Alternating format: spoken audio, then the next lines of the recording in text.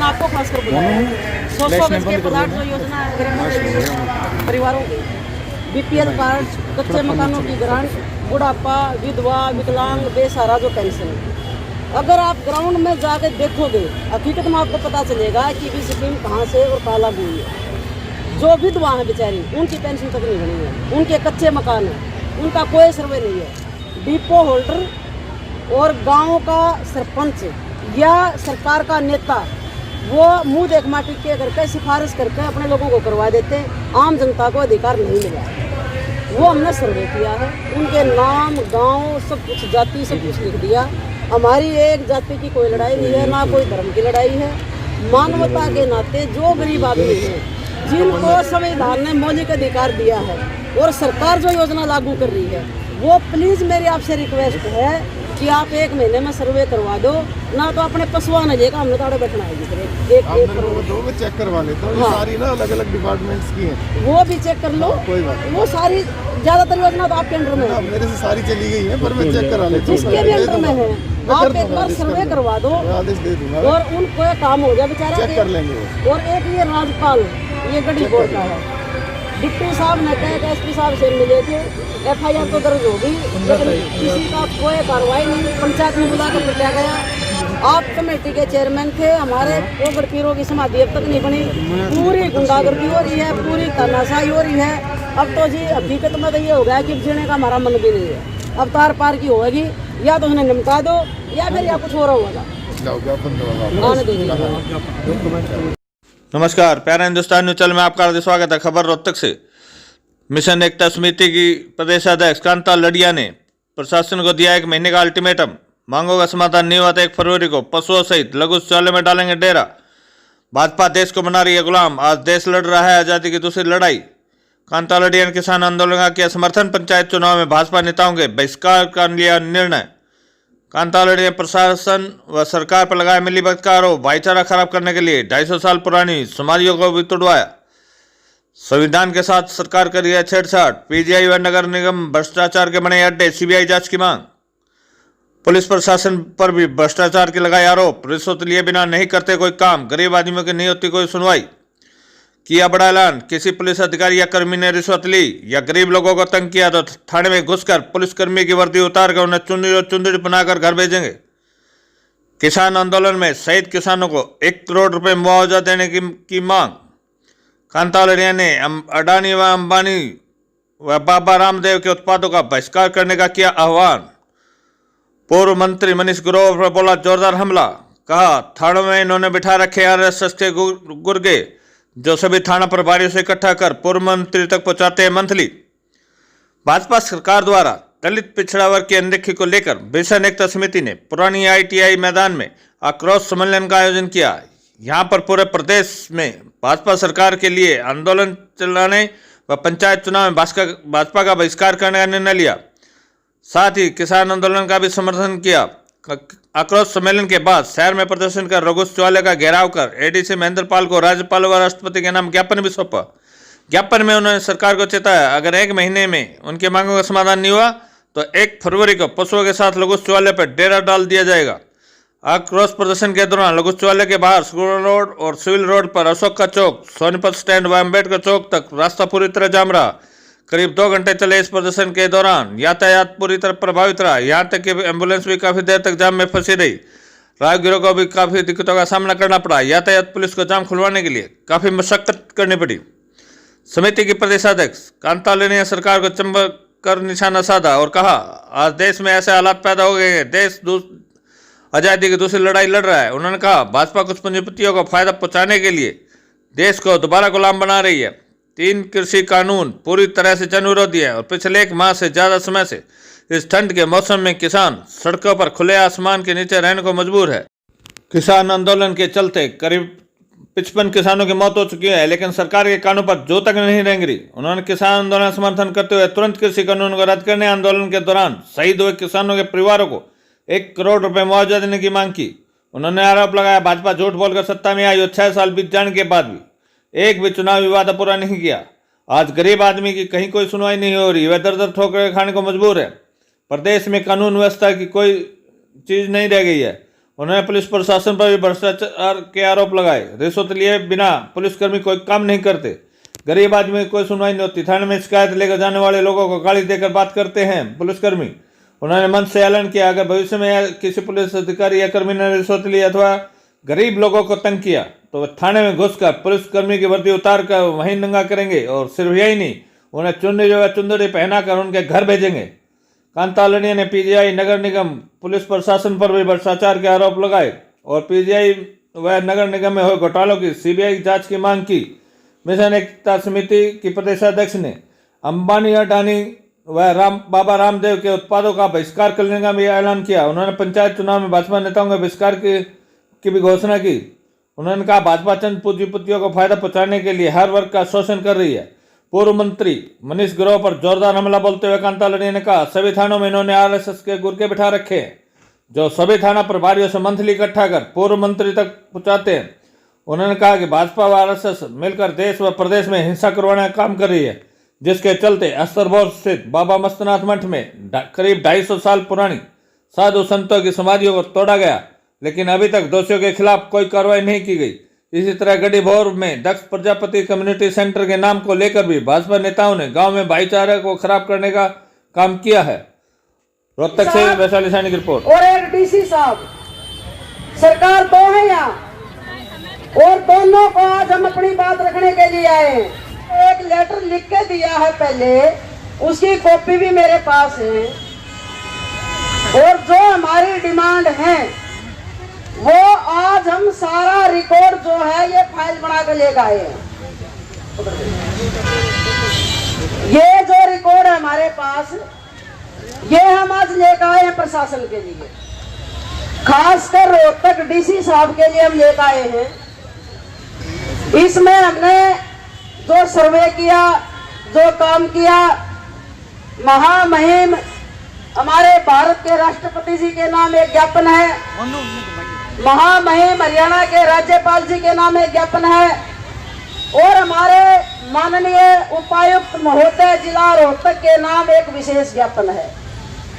क्योंकि काम कई तरह के हैं, कुछ काम ऐसे हैं जो डीसी साहब ने करने हैं, कुछ काम ऐसे हैं जो निकम्मे मुख्यमंत्री की कलम से होने हैं, जो ये कुर्सी पे जम के बैठ गया, जिसमें अकल नाम की चीज नहीं है, ठीक है ना। और कुछ काम ऐसे हैं जो देश की सरकार ने करने हैं। अब देश की सरकार ने क्या काम करना है, अब सोचिए। जो हमारे देश का किसान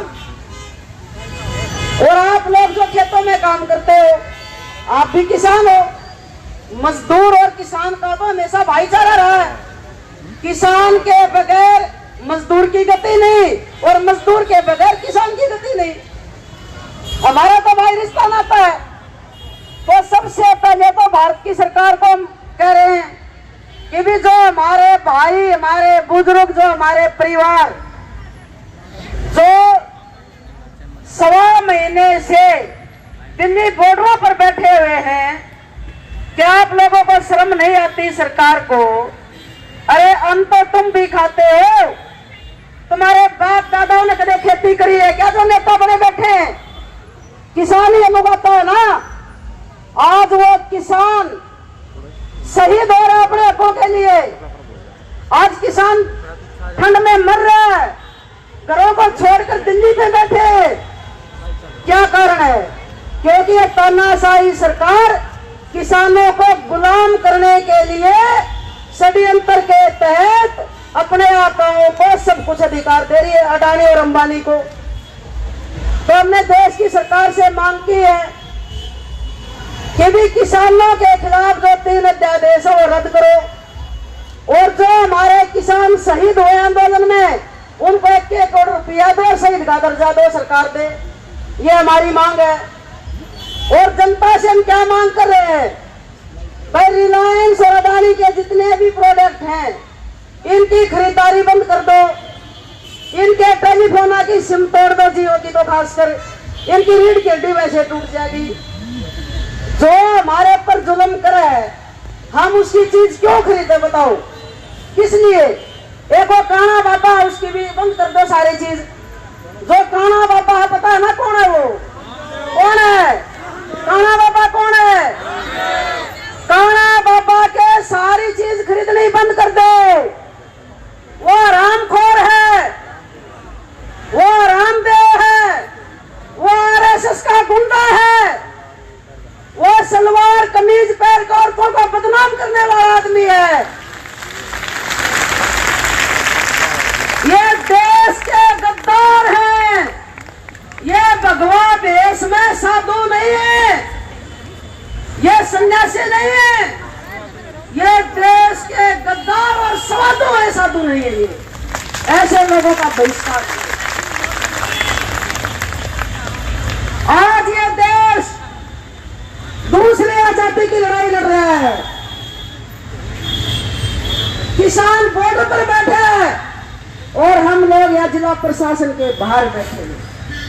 ये छोटी मोटी लड़ाई नहीं है, ये देश की आजादी की दूसरी लड़ाई है। अंग्रेजों से हमारे पूर्वजों ने देश को आजाद करवाया था। आज अंग्रेजों के पिट्ठू, अंग्रेजों के दलाल देश की कुर्सी पर बैठकर देश को बेचने में लगे हुए हैं। आज ये लड़ाई उन लोगों के खिलाफ है।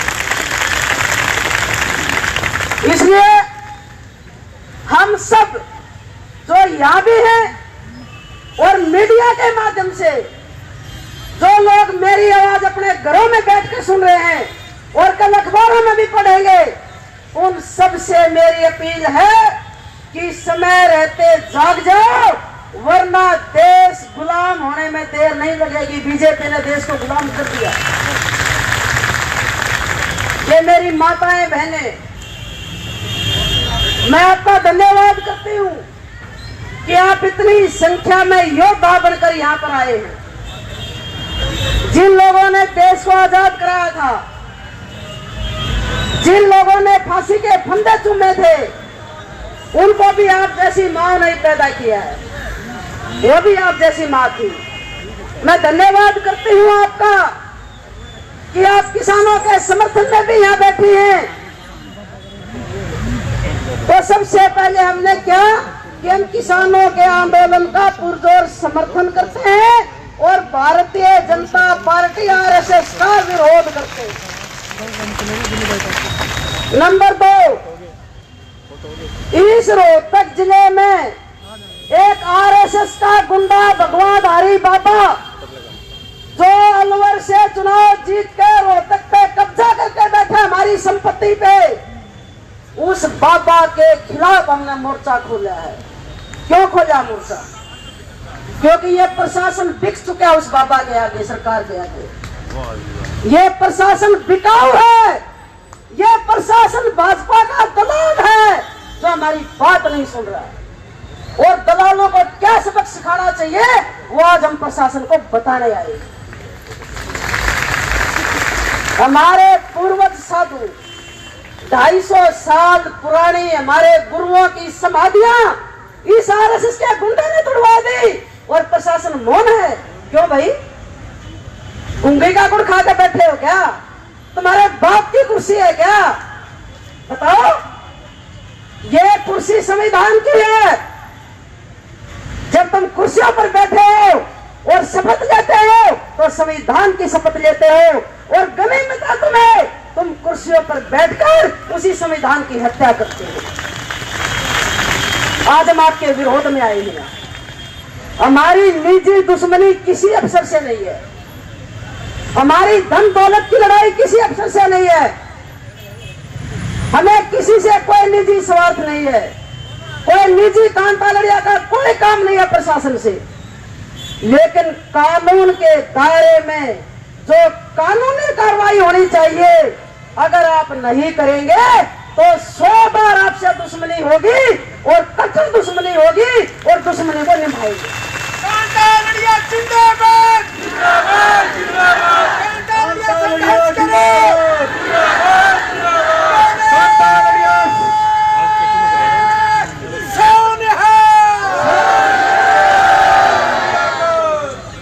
भाई आज पूरा देश जश्न खुशी का मना रहा नए साल का, लेकिन हम खून के आंसू रो रहे हैं। आज हम दुखी हैं, हमारे दिलों में दर्द है। 70 बार प्रशासन को चेताया कि हमारी बात सुन लो, गरीबों की बात सुन लो। यहाँ पुलिस के लोग भी बहुत खड़े हैं, मेरे को ये बहुत जानते हैं पर्सनली भी, मैं भी इनको बहुत जानती हूँ और पर्सनली परिवार के हिसाब से सबकी इज्जत भी करती हूँ, सबको पता है। मैं किसी के खिलाफ जानबूझ के बात नहीं करती हूँ, लेकिन ये पर्सनल तो ठीक रिश्ता निभाते हैं। जहाँ कानून की बात आती है वहाँ इनको नोटों की गड्डी चाहिए, जो नोटों की गड्डी देगा उसका ये काम करेंगे। ये हालात है, बताओ अब इन काम क्या करें। गरीब आदमी थाने में जाएगा, मुंशी भी माँ बहन की गाली देकर बात करता है, क्या की पुलिस है भाई, कौन सा कानून है भाई। अरे गरीब आदमी दुखी जब थाने में जाओ, दुखी हो गए, किसी ने शौक नहीं थारे दर्शन करने की, दुखी होकर तो थाने में जाते होंगे, हमारी सुनवाई होगी। लेकिन उड़ा उनके भी बाप बैठे, उड़ा गुंडा की सुनवाई, उड़ा स्मैक बेचने वालों की सुनवाई, वहां सट्टा खेलने वालों की सुनवाई, वहां दारू बेचने वालों की सुनवाई, वहां घूसखोरी की सुनवाई। अरे डूब का मर जाओ, या वर्दी क्यों पहन रखी है। ये वर्दी किस लिए पहनी थी। खाकी का मतलब क्या है। खाकी का एक ही मतलब है, जब वो खाकी को धारण करता, कोई भी पुलिस सिपाही से लेकर एसपी डीजीपी तक जो पद होता है, वो एक कसम खाता है कि जो देशद्रोही देश विरोधी ताकतें हैं, चाहे वो कोई भी हो, या तो मैं उनको खाक में मिला दूंगा या खुद खाक हो जाऊंगा। ये शपथ होती है खाकी की। लेकिन मैं यहाँ पुलिस के लोगों से पूछना चाहती हूँ, हमें ना बताएं, आप अपनी आत्मा से सवाल जवाब करें, अपनी आत्मा से पूछें, अपने बच्चों की कसम खाकर पूछें कि आप कितना वर्दी का ख्याल करते हो। बताइए आप। गरीब आदमी रोते हैं, तड़पते हैं, मरते हैं, मेरे पास आते हैं, बहन जी ये हो गया, बहन जी वो हो गया, बहन जी वो तंग कर रहा है, बहन जी ये हो रहा है। दुनिया भर के फोन करती हूँ, लिख के देती हूँ, अफसरों से मिलती हूँ, लेकिन ऐसे तो जो इस रोहतक के, ना आपको बता दूं एक बात, इस रोहतक में एसपी नहीं है, इस रोहतक में एसपी एसएचओ है थाना के। मीडिया वाले भी मेरी बात सुन ले, इस रोहतक जिले में एसपी की एसएचओ नहीं सुनता। क्यों नहीं सुनता, क्या कारण है बता दो, सोचो क्या कारण है। उसका एक ही कारण है, एक गुंडा पूर्व मंत्री बैठा अपने घर में, जो मुख्यमंत्री बना बैठा, अपने आप को कहता है खट्टर का खास आदमी। यो खट्टर पिटारा सेठर जो है ना, इसने इस हरियाणा का बेड़ा गर्क कर दिया। इसका निकम्मा, इसका घटिया, इसका कमीना सीएम इस भारत में और इस हरियाणा में ना कदे बना था और ना कदे बनाएगा। जो इसका जो गुर्गा बैठा है, इसका पता नहीं क्या रिश्ता उस सीएम पे, सारा देश जानता होगा, सबने पता होगा। उस रिश्ते के चक्कर में इस पूर्व मंत्री ने इतनी गुंडागर्दी इस रोहतक में कर दी कि सारे थाना में अपने आरएसएस के गुर्गे बिठा रखे और एसएचओ को कह दिया, अभी मंत्री मेरे को इतना रुपया देना पड़ेगा। अब एसएचओ क्या करेगा, भाई तनख्वाह तो देने करेगा, और तनख्वाह में पूरा भी नहीं पड़ता इनका बेईमाना का। ये तो चोर है ना आरएसएस वाले, तो बीजेपी वाले तो ये तो बेईमान है ना। ये ना राम का खाना सीख रखा है, अंग्रेजों की गुलामी ने करके खाया, अंग्रेजों की मुखबरी ने करके खाया। आज ये जो कानून के रखवाले हैं उनको गुलाम बना रहे हैं। सारे एसएचओ आरएसएस के गुंडा ने मंत्री देते हैं जब वो कुर्सियां पर बैठे हैं। अगर ये मंत्री ना दे ना कुर्सी नहीं मिला, ये हालात होगी इस प्रदेश की।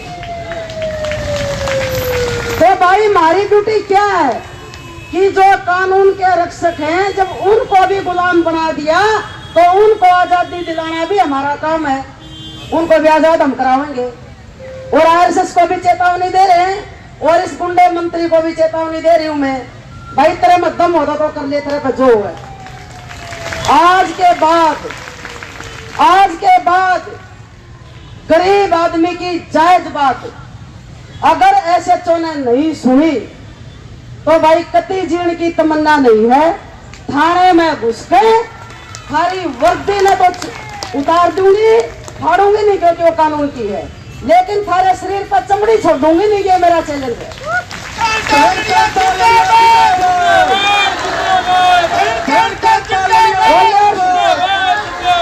और एक और सुन लो, ये मत सोचो कि मैं आज बोल रही हूँ, मैं जो बोलती हूँ उसको करती भी हूँ। अब तैयार रहियो सारे। हर चुंदड़ी और चूड़ी ये जा रखूंगी। जो थानेदार, जो पुलिस अधिकारी या दूसरे विभाग का अधिकारी अगर गरीब आदमी के काम नहीं करेगा, उसके कपड़े उतार के कच्चा बनियान में छोड़ेंगे और चुंदड़ी उड़ाकर चूड़ी पर उसके घर भेज देंगे।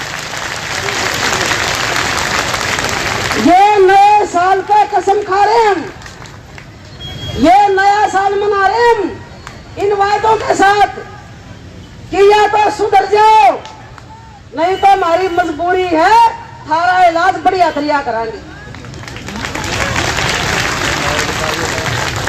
और अब की बार तो ये पट्टी लेकर है अपना प्रचार, ये जो लिख रखे हमने, ये पढ़ लो क्या इसके ऊपर। अगली बार कुछ नहीं देगा था, मैं लठ लेकर आवांगे, या तो तुमने मारेंगे या खुद मारेंगे। लेकिन कान खोल कर सुन ले प्रशासन, अब हम सहन नहीं करेंगे। अब हमारी सहन शक्ति खत्म हो चुकी है, अब बर्दाश्त से बाहर है। पीजीआई को देखो आप रोहतक में, पीजीआई किसके लिए है? गरीब आदमियों के लिए है ना, लेकिन वहां गरीब की सुनवाई नहीं है, धक्के मिलते हैं, दवाई नहीं मिलती। ये हालात है पीजीआई में, क्या करोगे? ये नगर निगम देख लो, ये निगम, ये गुंडा मंत्री मोटी मोटी लेता है। जो काम 40 लाख रुपए में होया करता है, 5 करोड़ रुपए में हो रहा है। बताओ, इतना डकैत आदमी, इतना चोर आदमी। भाई हमने लिखा ज्ञापन में कि निगम की भी और पीजीआई की भी सीबीआई जांच करवाओ, ये सारे चोर जेल में पाओगे। ये हराम का खा लिया न बोलते। अब कांता लड़िया जब तक जिंदा है, रोहतक से शुरुआत कर दिया, आगाज कर दिया आंदोलन का, पूरे हरियाणा में यह आंदोलन छिड़ेगा। और जितने नकारा, निकम्मे, घूसखोर और जो सिफारसी और जो सत्ता के दलाल जितने अधिकारी हैं, अब उनकी किसी की खैर नहीं है, चाहे वो किसी भी बात का हो। और जनता से भी कहना चाह रही हूँ, तुम भी सुन लो भाई, तुम्हारे लिए भी एक बात है जो मैंने ग्राउंड में भी बोली है। ये नेता जो है राम का कमाते हैं, तुम्हारा खून चूसते हैं ना 5 साल वोट लेकर, चूसा कि नहीं चूसे? जब इलेक्शन का 1 महीना रह जाएगा, फिर थारा खून चूसा है, उसने दारू बनाकर, रुपये बनाकर तुमने बांटे हैं, गरीबा ने बांटे कि ना बांटे हैं? कि 5 साल फिर खून चूसे थारा। इसलिए ये जितने मेरे भाई हैं, नौजवान हैं, बुजुर्ग हैं, इन तभी प्रार्थना करूं, तुम भी सुधर जाओ, तुम यह दारू पीनी बंद कर दो, यह राम का खाना बंद कर दो। जिस दिन तुम सुधर जाओगे, इन हरामखोर नेताओं की औकात नहीं कि थारा खून चूस ले। इन घर में काट कर बचा देंगे, इतनी ताकत है हमारे अंदर। तो भाई हमने भी सुधरना पड़ेगा, ठीक है ना? ये सारे पल्ला गांठ बांध कर जाइयो, कसम खा कर जाइयो। इलेक्शन आ रहे दोबारा सरपंची के, सारे गांव में भंडारे खोल देंगे बधवापुरी के, मुर्गे भी खुआओगे, बकरे भी खुआओगे, दारू भी पियाओगे, लुगाइया ने ठंडे पियाओगे, रसगुल्ले खुआओगे, है ना। ठोकर मारो इनका सड़ा का सबके। और जो तुमने प्याना है ना, मैंने वहां भी बोला था, जो तुमने खरीदना है दारू से, पैसे से, ठंडे से, रसगुल्ले से, उसने पकड़ कर अपने भीतर बांध लो और उसका इतने मार दो साढ़े को, उसकी नानी याद आ गया और को दोबारा फर्क हो रहा ना आवाज। अपनी वोट को बेचो मत। ये वोट जो है अपनी इज्जत है, इससे सत्ता भी जाती है, इससे कुर्सी हासिल होती है। और वोट की इज्जत पता कैसी है? जैसे हमारी बहन बेटियों की इज्जत होती है। जैसे बहन बेटी को हम पर्दे में रखते हैं ना, ऐसे वोट की भी इज्जत समझो और अच्छे आदमी को वोट दो जो थारे दुख दर्द में काम आवे। मैं काम आऊं तो मनने दो, दूसरा काम आए तो दूसरे को दे दो, कोई दिक्कत नहीं है, लेकिन उसको वोट दो जो थारे दुख दर्द में खड़ा रहे। बिकना बंद कर दो भाई। हमें बिकाऊ समाज नहीं चाहिए, हमें टिकाऊ समाज चाहिए। इनकी तो खाल हम अपने आप उधेड़ देंगे, तुम मेरे पीछे खड़े रही हो। अरे एक और बता दो, तुम यार जितने बुजुर्ग बैठे हैं, हमारी बुढ़िया महिला बैठी है भाई, जीण की आज तो मेरे ख्याल में किसी की होगी नहीं, दुखी हो रहे इतने। मानो ना, मैं जब जाऊं घर में तो तकरीबन बात सुनने का मतलब बेटी के कराने जी का कुछ नहीं है, हमारा तो कुछ है ही नहीं। कौन है कि नहीं कौन है? मानो वो तो हमने क्या करना है आगे का प्रोग्राम, आगे का बता रही हूँ। आज हम ज्ञापन देंगे डीसी साहब को। डीसी साहब को हम 1 महीने का टाइम दे रहे हैं, हम जल्दबाजी नहीं कर रहे। 1 महीने में जो हमारी डिमांड है, जैसे गाँव कटी बोर में प्रजापति चपाल में 10 प्रजापति जी का बोर्ड उखाड़ कर फेंक दिया, वो चपाड़ में चाहिए प्रजापति समाज के नाम से। हमारी गुंडे बाबा ने, आरएसएस के बाबा ने समाधि तोड़ दी, उसको अंदर ठोको एट्रोसिटी के तहत, और समाधि हम वही बनाएंगे, ये डिमांड है ना।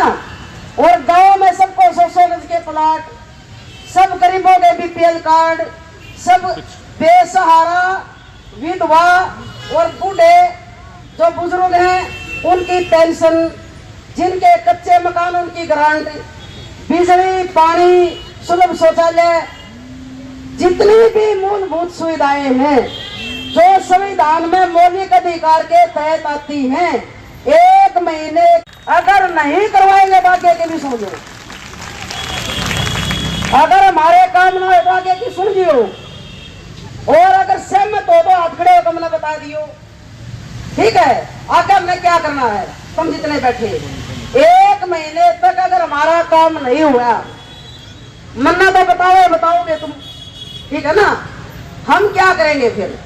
हमारे घर में गाय होगी तो गाय, भैंस होगी तो भैंस, गधे होंगे तो गधे, ठीक है, घोड़े होंगे तो घोड़े, सुअर होंगे तो सुअर, भेड़ होंगी तो भेड़, जितने जीव जंतु हैं सारे के सारे एसपीआरटीसी ऑफिस में छोड़ देंगे भाई, राडा बैठ जाएंगे।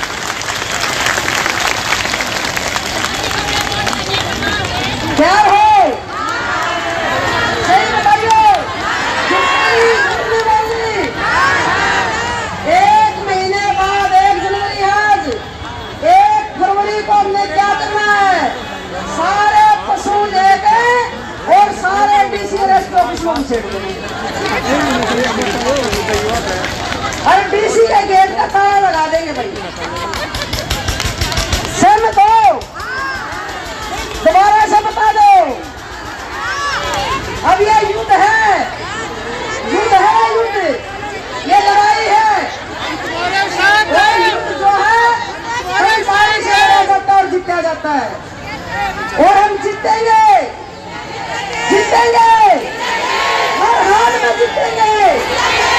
कोई ताकत हमें रोक नहीं सकती। इसलिए भाई मेरे पास जो लोग आ रहे मिलने वाले, सुन लो 1 मिनट, आप एक एक करके मेरे पास कोई भी मत आओ। अगर एक एक ने मेरे से बात करनी है, मेरा घर है, मेरे घर पे आओ, मेरे पास बैठो, मैं थारी बात सुनूंगी, तुमने चाय पिलाऊंगी, खाना खिलाऊंगी, तब घर भेजूंगी। यहाँ बीच में ना बोलो कोई भी, यहाँ सारी जनता की बात हो रही है, एक आदमी की बात नहीं हो रही। यहाँ मैं किसी की नहीं सुनूंगी, मेरे घर में आओ, आप सबका स्वागत है। आप सारे बैठ जाओ, खड़े ना इतना बात चल रही है, इतने जोश में ना हो कि खड़े हो जाओ, ठीक है। हमें ज्ञापन देने आए हैं और प्रशासन को चेतावनी देने आए हैं।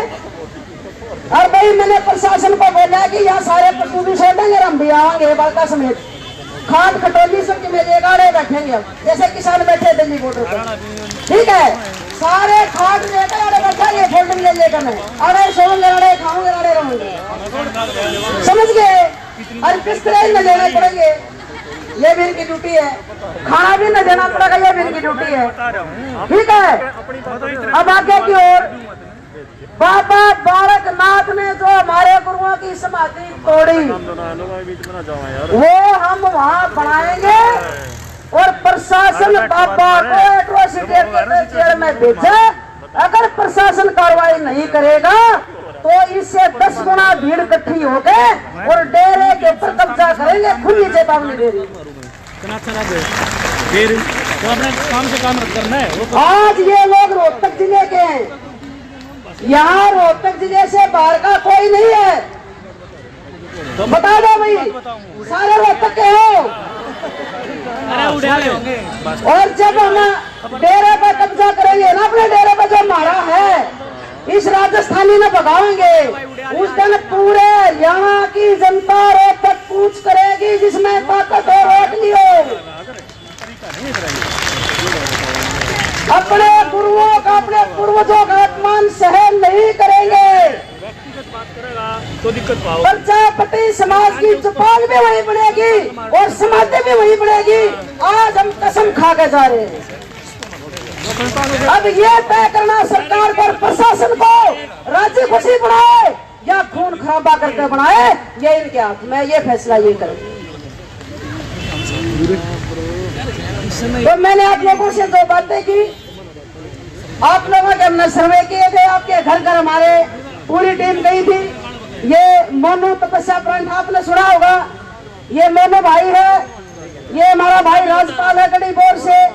इसको गढ़ी बोर में दबंगों ने पंचायत में बुला के इसको जमीन किया था, इसके साथ मार पिटाई करी थी और धमकी दी थी। इसलिए मेरी भाई किसी से जाति दुश्मनी नहीं है, मैं जाति धर्म की लड़ाई नहीं लड़ती, ना मैं किसी के खिलाफ हूँ। लेकिन ये राजस्थानी बाबा, आरएसएस का बाबा क्या चाहता है बता दूं, ये मनीष ग्रोवर क्या चाहता है, इसने बोर के जाट समुदाय को आगे कर दिया, जाट चमार मिले और हम मजे लवाएंगे। ना तो जाट पागल और ना चमार पागल, कतई नहीं भिड़ा। हम आपस में 100 बार लड़ा, लेकिन तुम कुत्तों के कहने से नहीं भिड़ाएंगे। जो तुमने 2016 में नाश कराया था, ये नाश कराना चाहते हैं आरएसएस के लोग, वो हम नहीं होने देंगे। बोर के जाटों से हमारी कोई दुश्मनी नहीं है, खाप से हमारी कोई दुश्मनी नहीं है, लेकिन जो बाबा के तलवे चाटते हैं, चाहे वो किसी भी जाति के हो, वो हमारे दुश्मन है। हम उस दुश्मन को जवाब दुश्मन की भाषा में ही देंगे। 2016 का इतिहास नहीं दोहराया जाएगा अब रोहतक में, हरियाणा में। ये चमार और जाट को बिठाने की साजिश है। ये राजस्थानी बाबा, आरएसएस का बाबा इस हरियाणा में खून खराबा करना चाहता है, क्योंकि गांव में जो आबादी है चमार और जाट ज्यादा लोग रहते हैं, इन्हें बढ़ा दो और अपनी राजनीति करो। ये इनकी साजिश है। इस साजिश को मैं पहचानती हूँ, इसलिए मैं साजिश नहीं होने देंगे। हम अपने भाईचारे को खत्म नहीं करेंगे। हमारा किसान का, मजदूर का हमेशा भाईचारा कायम रहा है और आगे भी रहेगा, और इन गुंडा में जरूर सबक सिखा देंगे। अब इनकी पोल पट्टी खुलनी शुरू हो गई है। ये विदेशी लोग हैं, ये विदेश से आकर हमारे पर कब्जा करेंगे क्या? अब नहीं होगा तो अंग्रेज नहीं बख्शे, तुम्हारी क्या औकात है भाई, ठीक है ना। तो मैं खासकर मैं अपनी माताओं से, बहनों से एक अपील करूंगी, अपने घरों में जाकर आज से तैयारी शुरू कर दो। 1 फरवरी की एक औरत के साथ, एक आदमी के साथ, एक नौजवान के साथ, जितने यहाँ बैठे हो सब अपने साथ 10-10 आदमी लेकर आओगे। ये कसम खा के जाओ सारे के सारे 10-10 आदमी, एक आदमी लेकर आओगे अपने साथ। जब तुम 10-10 जाओगे तो कितनी भीड़ होगी बता दो। सारे काम होंगे कि ना होंगे? प्रशासन किसके लिए बैठा? जनता के लिए। तो जनता हम है भाई, हमारी बात सुनो, राजी खुशी सुनो, हम तुम्हारा धन्यवाद करेंगे, तुम्हारी इज्जत करेंगे, तुम हमारे जिले के अफसर हो। अगर भाई हरामखोरी होगी तो हम भी हरामखोर होंगे, फिर जैसे को तैसा जवाब देंगे भाई, कतई नहीं डरते। सच्ची बात ने कितने कह लो वही कह देंगे, कोई डर नहीं, कोई भय नहीं, कोई खौफ नहीं, कोई लोभ नहीं, कोई लालच नहीं, कुछ नहीं चाहिए। अपना कमा के खाते हैं भाई, किसी से भीख नहीं मांगते। संविधान ने अधिकार दिया, संविधान का अधिकार लागू कर दो। अगर संविधान का अधिकार लागू नहीं करोगे तो कुर्सी पर नहीं बैठने देंगे, ये हमारा चाहिए। मोटी सी बात ये है। अब हमने ज्ञापन देना डीसी साहब को, यहाँ सीआईडी के लोग भी खड़े होंगे, उनको भी कहना चाहूंगी कि भी हमारा ज्ञापन ले लें। हम ज्ञापन देने के लिए तैयार हैं। हम आज अपना जो आंदोलन है वो यहीं पर समाप्त करेंगे। आज मैं आपके चैनलों के माध्यम से पूरे प्रदेश को शौर्य दिवस और संघर्ष दिवस की शुभकामनाएं देती हूँ कि आज हम लोग कड़ाके की ठंड में संघर्ष का बिगुल बजा रहे हैं और हरियाणा सरकार के निकम्मे मुख्यमंत्री और निकम्मे मुख्यमंत्री के प्रशासन के खिलाफ रोड के ऊपर डट कर खड़े हैं। मांगे क्या क्या है? हमारी मांग ये है कि संविधान ने जो हमें हक दिया, संविधान में मौलिक अधिकार हैं, रोटी, कपड़ा, मकान, शिक्षा, स्वास्थ्य, रोजगार, सम्मान और स्वाभिमान से जीने का हक, वो आज तक किसी भी पार्टी ने हरियाणा में नहीं दिया है, किसी भी समुदाय को, किसी भी जाति को। आज हम रोड पे इसलिए आए हैं कि जो संविधान ने हमें हक दिया और जो तुम झूठ बोल के घोषणा पत्र में वायदे करके सरकारें बनाते हो, वो वायदे हमारे पूरे करो। अगर आप पूरे नहीं करोगे तो हमें सारे हथकंडे पाने पड़ेंगे लोकतंत्र में और हम अपने अधिकार लेकर आएंगे। 1 महीने का आपने समय दिया है प्रशासन को, तो किस तरह के काम होगा? 1 फरवरी तक अगर हमारा काम नहीं हुआ, हमारी मांगे नहीं मानी गई, तो 1 फरवरी को हम अपने बच्चे, अपने पशु, अपना सामान लेकर डीसी के ऑफिस में बैठ जाएंगे। तो आपने सरकार को गालियाँ दी हैं, कई तरह से चेतावनी भी दी है, तो क्या कहना? जो सरकार सम्मान देने लायक हो तो हम उसको सम्मान देंगे, जो गाली खाने के लायक हो तो उसको गालियाँ ही मिलेंगी। मैं हलवा कहाँ से खिलाऊंगी? सब्जी पूरी मैं अपने लोगों को खिलाऊंगी, सरकार को थोड़ी खिलाऊंगी, उनको तो गाली दूंगी मैं। जब हमारे लोगों को इतना संघर्ष करना पड़ रहा है नए साल के दिन, क्यों, क्या कारण है आप बताइए? आपने पुलिस के बारे में कहा है कि वे थानों में जाके उनको नंगे करेंगे और वो जो ऐसे गरीब जनता की बात नहीं सुनेगा, जो घूसखोर होगा, जो पैसा लेकर काम करेगा, उसकी वर्दी बाइज्जत उतार कर रख देंगे और उसकी चमड़ी नहीं छोड़ देंगे, उसने थाने में नहीं बैठने देंगे।